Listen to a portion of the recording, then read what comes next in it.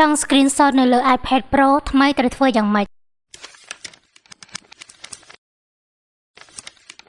តើអ្នកមានឆ្ងល់ទេថា iPad Pro ថ្មីត្រូវបានដកប៊ូតុង Home ចេញហើយដូច្នេះតើអ្នកអាច screenshot បានយ៉ាងដូចម្តេចប្រព័ន្ធ iOS ដំណើរការអនុវត្ត screenshot ពាក់ព័ន្ធនឹងការចុចលើប៊ូតុង Sleep ឬក៏ Wake និងប៊ូតុង Home នៅពេលតែមួយនៅពេលនេះអេក្រង់នឹងបញ្ចេញពន្លឺ Flash ព្រមទាំងបញ្ចេញសំឡេង Shutter របស់កាមេរ៉ាហើយរូបភាព screenshot នឹងត្រូវបានរក្សាទុកនៅក្នុងកាមេរ៉ា RAW របស់អ្នកជាមួយនឹងការច្នៃប្រឌិតថ្មីរបស់ឧបករណ៍ iOS ដែលមិនមានប៊ូតុង Home ដូច្នេះការអនុវត្ត screenshot ក៏ត្រូវបានផ្លាស់ប្ដូរដែរដើម្បី screenshot នៅលើ iPad Pro ថ្មីអ្នកត្រូវចុចប៊ូតុង Sleep ឬក៏ Wake ដែលជាប៊ូតុងនៅផ្នែកខាងលើបង្អស់នៃតួ iPad Pro បន្ទាប់មកចុចប៊ូតុងដំឡើងសំឡេងនៅក្នុងពេលព្រមគ្នាអ្នកមិនចាំបាច់ចុចសង្កត់ប៊ូតុងទាំងពីរនេះហើយរងចាំឲ្យ screenshot ដំណើរការនោះទេវាមិនយូរទេអ្នកគ្រាន់តែត្រូវប្រាកដថាអ្នកចុចប៊ូតុងទាំងពីរនេះនៅពេលស្របគ្នាបន្ទាប់ពីនោះពន្លឺ Flash និងសំឡេង Shutter របស់កាមេរ៉ានឹងបញ្ចេញឡើងដូចគ្នាទៅនឹង iPad Pro ចំនួនមុនដែរ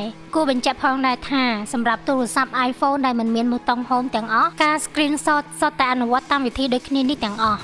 សូមចូលទៅកាន់ Channel YouTube របស់យើងខ្ញុំនិងចុច Subscribe ព្រមទាំងចុចសញ្ញារូបកណ្ដឹងដើម្បីបានទទួលព័ត៌មានថ្មីៗបន្ថែមសូមអរគុណ